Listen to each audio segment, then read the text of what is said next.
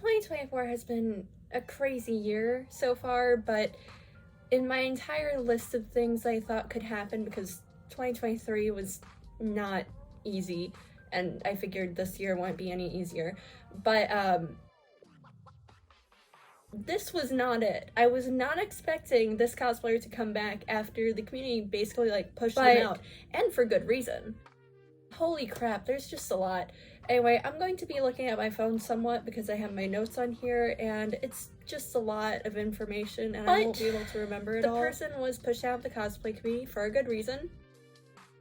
Yeah, that's right, folks. They murdered someone. Snow the Salt Queen. Now, for those of you who don't know Snow the Salt Queen, I'm gonna go into a little backstory just so you have an understanding of who she is, why she's relevant to the community, and what her coming back entails. But before we start, I want to state that this is an opinion piece, and I'm only forming my opinion based on what I've seen published in articles and others. And I encourage you to look into this situation further and form your own opinions. Do not just take mine and use it as your own, because I want you to be well informed on this situation and come to your own conclusions. I'm just presenting the backstory, Snow's actions, and these are all my own conclusions. Sources and video credits will be in the description. So, Marianne Oliver Snow, or Snow the Salt Queen, was a popular cosplayer on TikTok from Texas. Other account names were Yandere Freak or Yandere Snow. She had 1.6 million followers at the time and was a pretty well-known name in the community. Were from Danganronpa. A few of the cosplays I remember seeing before the tragedy were Junko Enoshima from Danganronpa, Toga Himiko from My Hero Academia, from Yandere Simulator. All of these characters would fall into the yandere trope. Now, a yandere is a category or character that is just generally mentally unstable. The word is derived from two Japanese words, to be sick, and dere dere, love struck. So it's just basically someone who's so overcome by love that they'll do sick and degenerate and awful things to gain love. Anyway, she was known to be a bit of a pot stirrer and just blatantly disrespectful. One of her controversies at the time was her taking photos and filming in graveyard. She was climbing on the gravestones, posing on them, and she was also doing this in a Mikan cosplay, and if you know who Mikan is, she doesn't really have a lot of skin coverage, so it kind of made the backlash even worse. And in my opinion, it's a little well-deserved, because it's a graveyard. Come on. There's ways to take photos in graveyards that's respectful, and then there's disrespect. And they didn't even get permission from the gravekeepers and just the people who ran the graveyard itself. So that's a whole mess. They were also well known for taking real blades and live steel to conventions. And if you haven't gone to conventions, you cannot take real blades, even if they're dull, because that is a safety hazard. She also appeared at a convention cosplaying as Toga Himiko, but with real hypodermic needles. No! I get wanting to have a prop, but at the same time, there's ways to have props that are safe. This is not it. So, the victim in the situation was Helen Rose Hastings, whose life was cut short at 18 years old. She was very, very young, and she had a lot going for her, and just a lot of life to live in. She was the only child of Philip Hastings and Susan Rosenberg, two accomplished geneticists. She traveled around the world as a child with her parents as they gave lectures, and at 7, she said that when she grew up, she wanted to start an institute for women scientists in Japan. So her parents were a big influence in her life. And extroverted, but in middle school she started to experience bullying due to her short stature and misophonia. For those who don't know, misophonia is an intense aversion to specific sounds. Pretty good examples include coughing, chewing, pencil tapping, and sniffing. In middle school, Helen entered a same-sex relationship with a classmate about the relationship in their school and just outed Helen, which led to more bullying. Helen would soon identify as again, that would pansexual unfortunately make the and bullying worse. By this point, Helen would have developed anxiety, depression, and an eating disorder, which she struggled with. But throughout all this, Helen would find comfort in the convention scene, attending her first one in Houston when she was in 8th grade. This was also her introduction to cosplay. Helen was a talented cosplayer, amassing a minor following on TikTok and Instagram, though TikTok was Musical.ly at the time. Her first cosplays that launched her account were Car Cat from Homestuck and Mystery Girl from Steven Universe. I'm going to be doing this a lot. So, Helen met Snow through the Houston cosplay circuit when Helen was in 10th grade.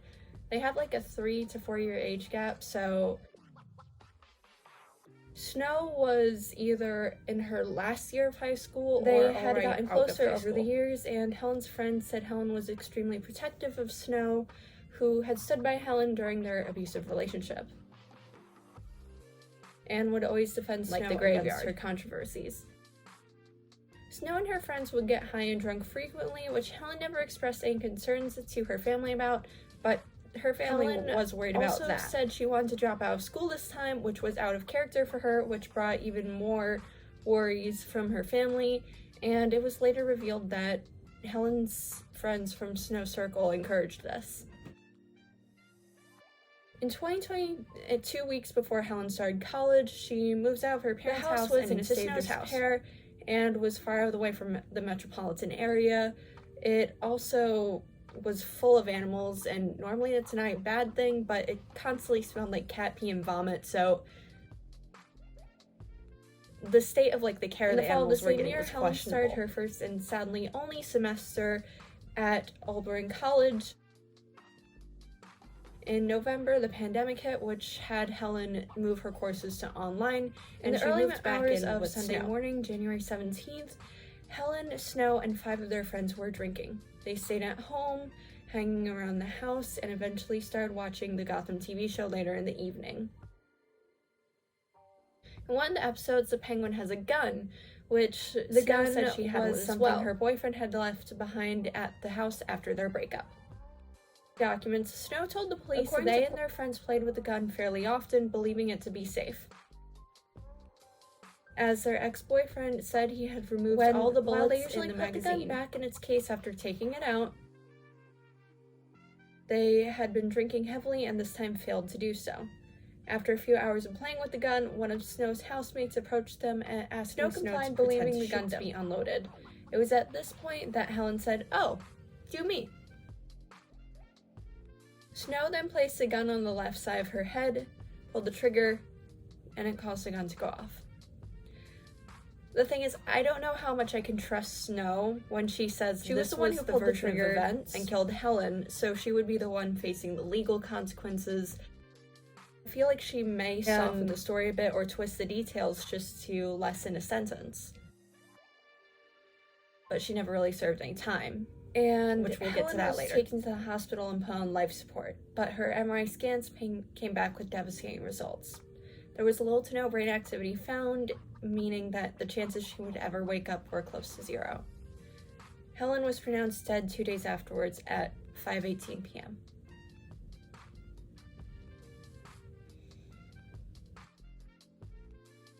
It's unclear how exactly the gun fired in the first place. One of Snow's housemates told police clip out she saw Snow they were playing with it, with Snow saying they did so no one got hurt, but they did not know how the clip ended up back in. In their conversations with police, Snow said that they did not believe they put the magazine back in the gun, realizing it, but then they were really, really drunk, as Snow stated. Even though I don't own guns, I know like the basic safety of guns.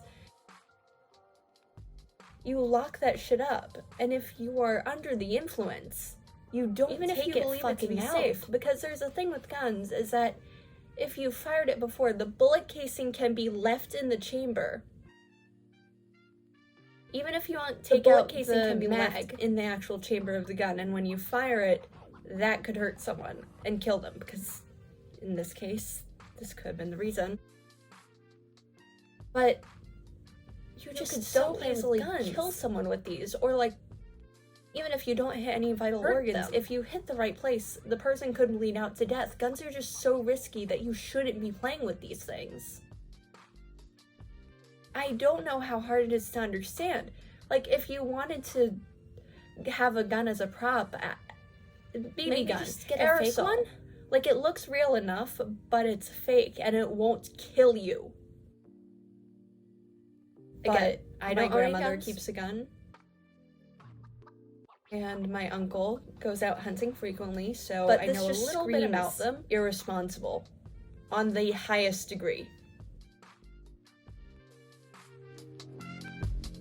Fast forwarding to January 21st, Snow announced that she would be taking a hiatus from posting, but returned to posting February 10th. So this was only 19 days. Snow never disclosed the reason for her hiatus to her followers, and I don't know, like, when you need to take a break, you don't have to disclose the reason for that. This isn't just like, oh, I'm taking a break for my mental health, or oh, I got like college coming up and I need to take a break for that. So it's this gray area where it's like, should she have said something or should she have not? And the first cosplay she announced for her return, was a bad pick. It was Mikan for her return. Yeah, she announced Mikan. For those of you who do not know who Mikan is, she is from Danganronpa. She is a character who murdered another in the series and fits the yandere character mold. Just 3 months after Helen died, Snow posted videos where she cosplayed as Anyo Aishi from Yandere Simulator. She's the protagonist, and in this video, Snow was wielding a baseball bat and had fake blood all over the wall behind her. It was a trademark of her videos before the incident, but it's just kind of tone deaf to keep something like that because this character is a murderer. In another video, Snow used an audio where the singer is singing about enjoying murdering people and equating it to love. It's called "The Red Means I Love You," and it's a song where the singer sings a song from Toga Himiko's perspective, and a murderer, again, is a yandere. Another video to mention is one where she uses an audio that talks about hiding a body.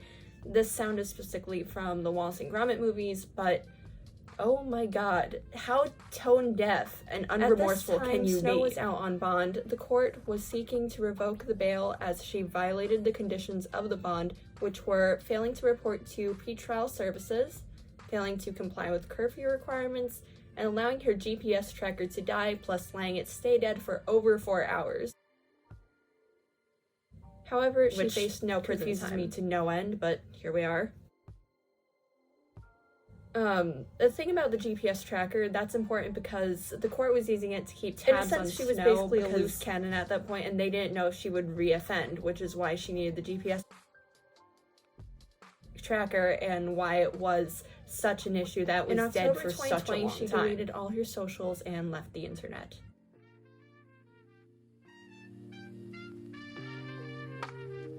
Fast forwarding to today, Snow has returned to the internet. On July 18th, 2023, Snow posted cosplay photos to her Instagram account. She remained somewhat under the radar, and only a small number of people knew she was back. Mainly her fans. However, just last week, the wider internet found out and has been making people aware of her new TikTok account. To dig deeper and see what she's been up to, I sent a follow request. Thankfully, I haven't spoken about Snow on my TikTok, so if she checked my account, she would have no idea of her.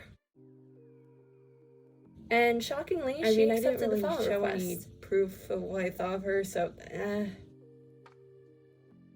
So I scrolled through the videos, and I didn't like or comment as I don't want to boost her content.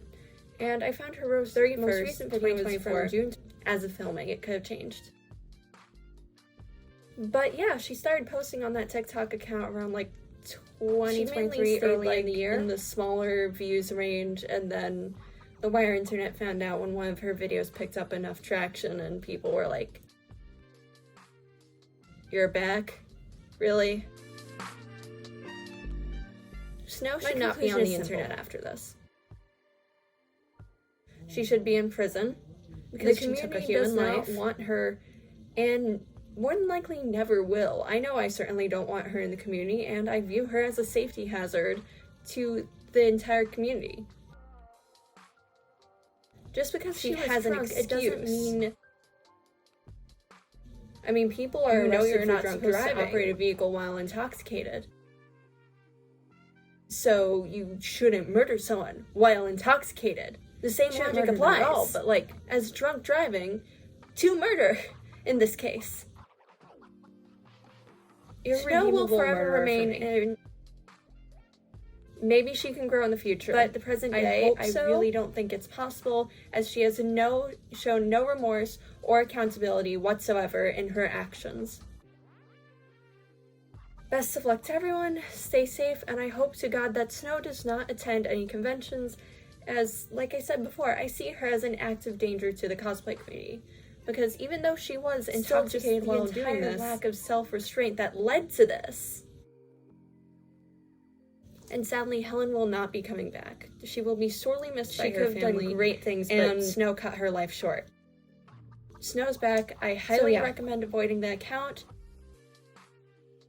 And just stay safe. Here's an art piece that I made recently. It would really mean a lot if you went over to my Instagram to leave a like on it and just leave a comment. I work really hard on both my videos and my art, so it just really means a lot. And it also just helps me reach more people and get my art seen. So I would really appreciate if you did that.